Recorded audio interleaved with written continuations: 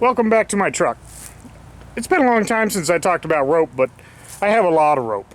Probably, I'd hazard a guess to say probably, thousands of feet of rope.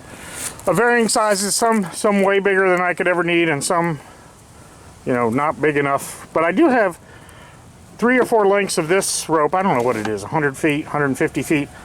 It's like arborist rope, but it comes off of a FPL truck or a light pole truck for setting power poles. It is extremely good rope.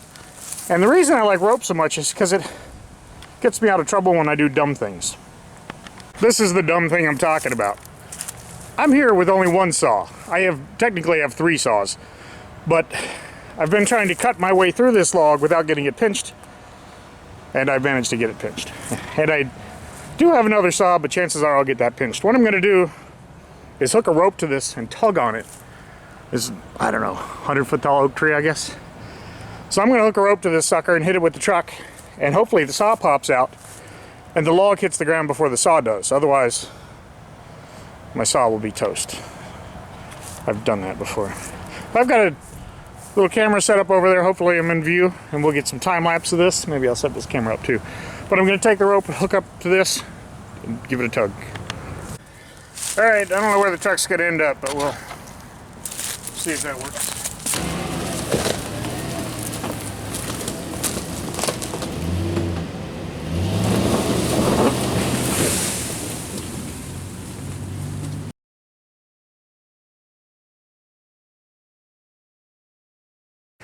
Well, that worked perfectly.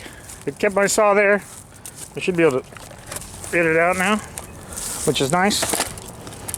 My goal is to get this tree on the ground so that kids don't try to come play on it. Not that kids like to come hang out in this vacant lot too much, but just out of principle, I want to get this thing on the ground so it doesn't settle or become some sort of attractive nuisance. Well, I've got the rope hooked up. I'm going to hook up to it again and give it another tug.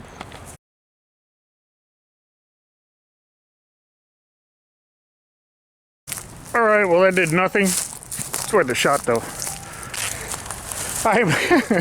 I'm not cut out to be a lumberjack. I said, oh, I got this. Perfect. It'll be fine. It was fine until I got the last inch of it, and it got me. But I have the rope hooked up. Hopefully it'll take some pressure off.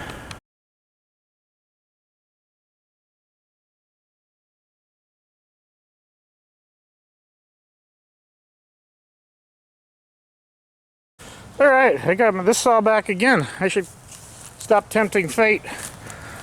So it's sort of interesting with the way this is Hurricane Milton. So it just blew this tree over.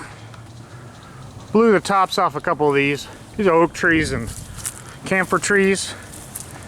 And this one's sort of interesting because it blew the top of it off. But the person that was renting from me, they put a lot of dirt around the base of the tree. Not that I wanted this camphor tree anyway. But I think it... See all the dirt and everything? So I believe it probably kept the tree from blowing in the wind, and it snapped up high, but that's all conjecture. It's really hard to say.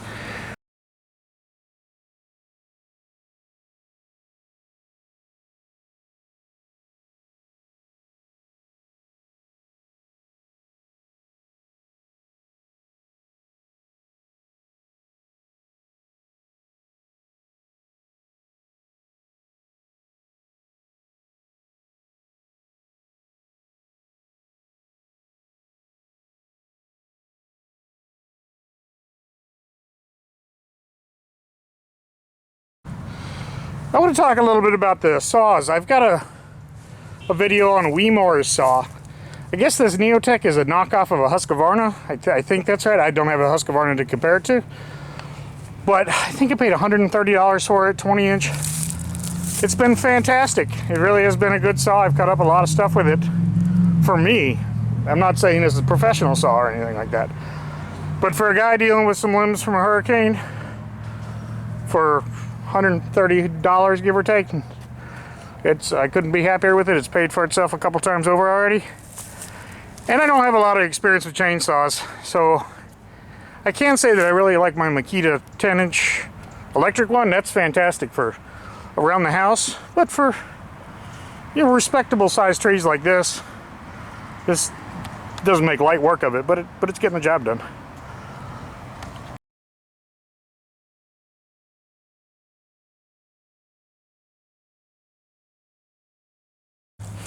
So I use a gear oil container for my bar and chain oil. And the price of bar and chain oil, you might as well use gear oil these days. But I like it because it has a cap on it. And following John Crane color codes things with heat shrink tape. And I've dropped enough of these things that this was bright orange or bright red for a while, but it's faded in the sun. But I can use my chainsaw tool hooked into the little clip on the truck, and it keeps that bottle of oil upright for the most part, at least to keep it from spilling out and polluting the back of the truck with oil, which is the case for a long time with this truck.